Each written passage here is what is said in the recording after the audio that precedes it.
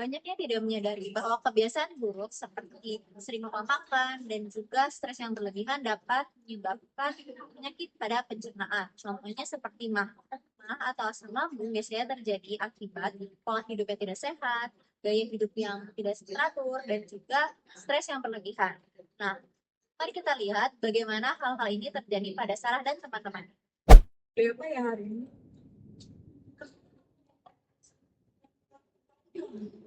Kopi atau susu ya? Kayaknya kopi aja deh. Ya.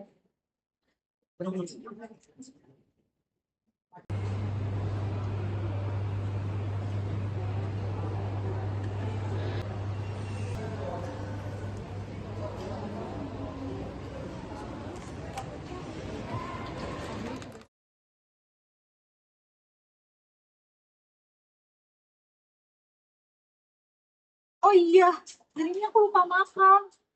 Karena tugasku banyak banget hari ini. Tapi perutku masih aman-aman aja.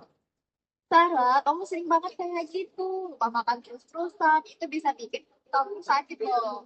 Kamu bisa datang kapan aja kalau kamu nggak jaga pola makan. Gak apa-apa kok, Tina. Aku gak merasa sakit. Tapi perutku cuma kembung dikit aja sih. Kamu tuh harus hati-hati, Sarah. Kalau kamu sering banget kayak gini, asam lambung tuh bisa naik. Terus parahnya, sedikit dada tuh terasa terbakar gitu. Aku pernah baca, kalau misalnya mah itu bukan cuma disebabkan karena gara-gara pola makan yang nggak teratur, tapi juga karena stres. Aku juga pernah gitu kok. Kadang karena kerjaannya kurang gitu, makanya dia gak teratur. Takutnya kayak sakit. Bahkan dadaku sama Wah, gue juga sering skip makan siang, lebih sering beli aja sekarang. Tapi kalau kayak gitu, gue juga ngerasa sih kayak gue tuh suka kemungkinan gitu. Orang mungkin karena gue kena mah ya. Ya, gue juga sakit banget. Minggu-minggu ini tuh gue kayak rasa nyeri gitu gue. Apa gara-gara gue juga kena mah ya? Asam lambung atau MAS sering terjadi karena kebiasaan buruk seperti lupa makan ataupun stres. Ketika kita melewatkan waktu makan, maka tubuh kita akan memproduksi asam lambung yang lebih banyak daripada yang seharusnya, sehingga mengakibatkan perut kita terasa perih ataupun nyeri. Selain itu, stres juga mempengaruhi pencernaan kita. Tubuh kita bisa memproduksi asam lambung yang lebih tinggi daripada yang seharusnya, dan akhirnya memicu masalah pada lambung.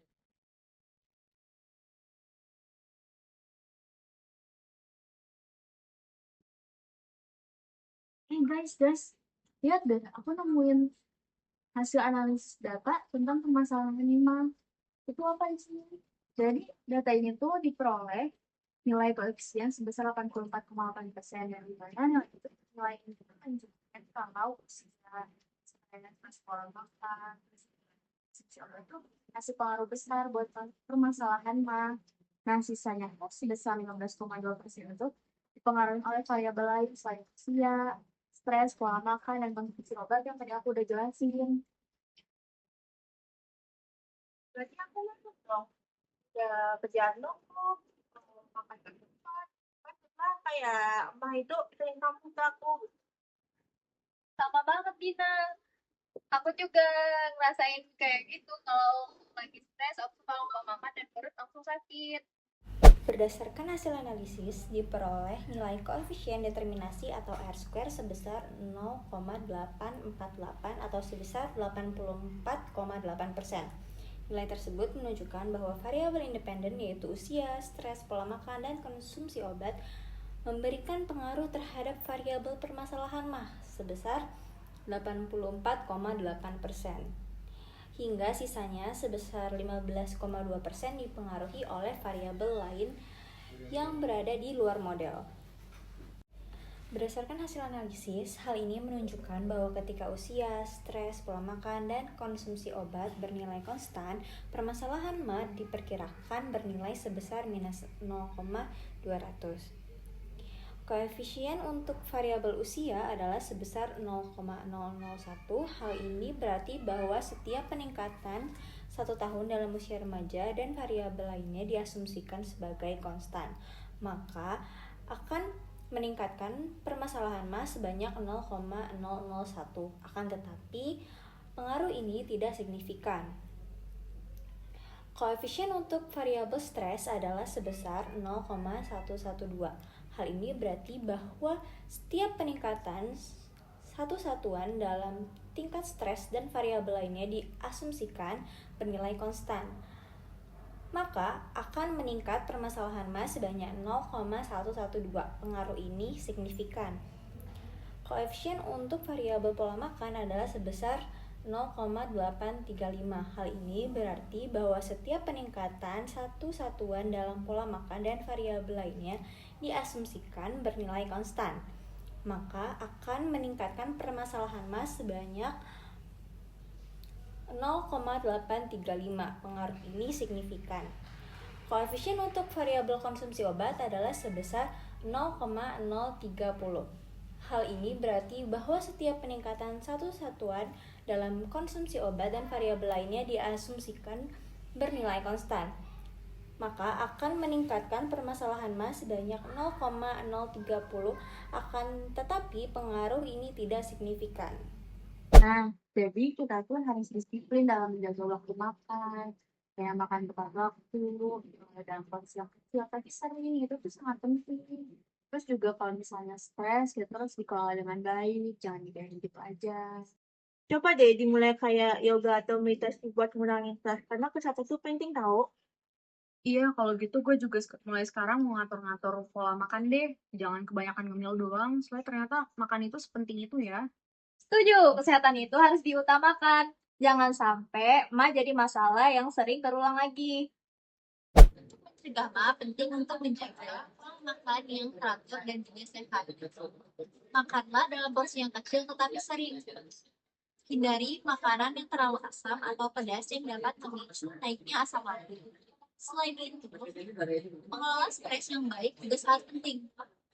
Teknik seperti relaksasi, olahraga, dan juga tidur yang teratur adalah kunci untuk menjaga kesehatan pencernaan dan mencegah makan. Udah jam segini. Guys, gue balik duluan ya, soalnya gue ada janjian sama cowok gue. Oke guys, bye-bye.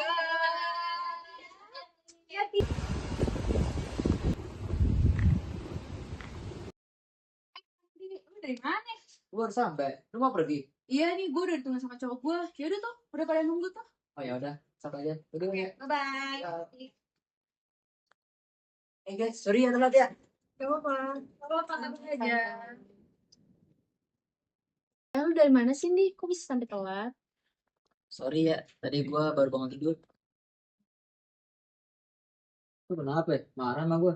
Enggak kok, aku gak marah. Cuman aku baru sadar aja ternyata kalau kebiasaan buruk itu sangat berpengaruh besar pada aktivitas gue. Tapi akhir-akhir ini gue udah mulai makan teratur, terus juga udah gak stres lagi. Dan itu tuh perut gue jadi lebih baik. Gue juga ngerasa lebih baik sih setelah gue makan. Sekarang kita udah tahu kan pentingnya menjaga pola makan, terus juga stres, baik buat olahraga juga ya. Mungkin kedepannya mungkin aku bisa gunain yoga ya buat ngilangin stres, karena aku juga nggak mau aku datang lagi. Betul, jadi sekarang kita semua bisa hidup lebih sehat.